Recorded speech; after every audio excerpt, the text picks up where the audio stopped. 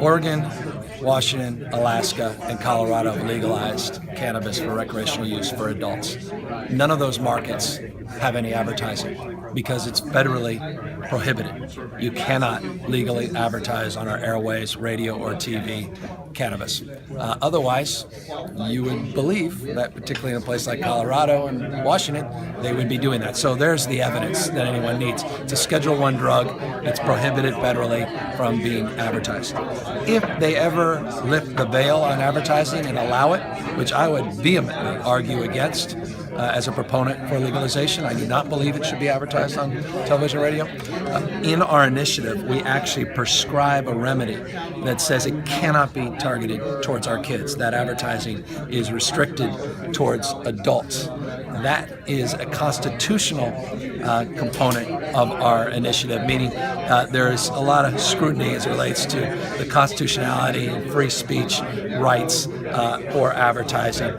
We took the language that we believe is defensible in that respect, but we are very specific by saying that it cannot be targeted towards our youth. And on edibles, which is an issue that's an additional issue, we do not allow edibles to be designed that are friendly towards youth. We actually learned from the mistake of Colorado that is not allowed from day one in California. Harder transparency, stronger transparency requirements, packaging resealable requirements, and no edibles that are targeted towards our children. So again, those are legitimate concerns. We believe we've addressed them substantially. We'll have to continue to monitor that, and I am going to continue to extol the negative impacts of cannabis on young people that use it for recreational purposes. It is not healthy for young people to abuse any kind of drug, and particularly for young folks with brain development issues, 0 to 14, 0 to 24, some are suggesting beyond that. This is not something we should be condoning or celebrating. Quite the contrary, and that means we should be investing resources to send that message to our kids that just because it's legal for adults doesn't mean you should use it, doesn't mean it's healthy for you. Now, but there's still going to be branding and, names and appellations and things like that. And companies are probably, cannabis companies are going to, try to get. Yeah, well, they're doing that already. So, they're doing that with medical. Again, we've had de facto legalization since 1996. We have a huge medical industry in California.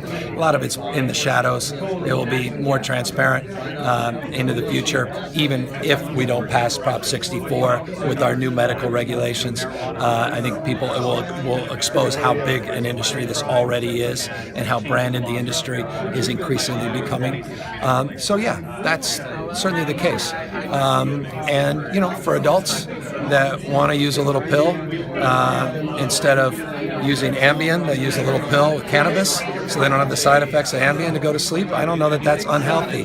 If someone wants to use a branded appellation in Humboldt or Trinity or Mendocino, and with a husband and wife want to vape something instead of having that second shot of Jack Daniels, I don't know that that's particularly unhealthy. For the 70-year-old that may never wanted to touch this, all of a sudden has a little bit of a relationship with his wife or maybe his kids because he's a little less stressed after a hard day's work and on the road for 2 hours, and usually he's going for that bottle of booze, but he's no longer. I don't know that that's particularly unhealthy when he's home. So those, good people can disagree, but targeting our kids, absolutely not. And we're going to keep an eye on that, and we got to hold ourselves accountable. I do not want to see that happening. Big tobacco should not become big marijuana, and if we start to see the contours of that change, we're going to have to be very, very aggressive in regulating and pushing back on that.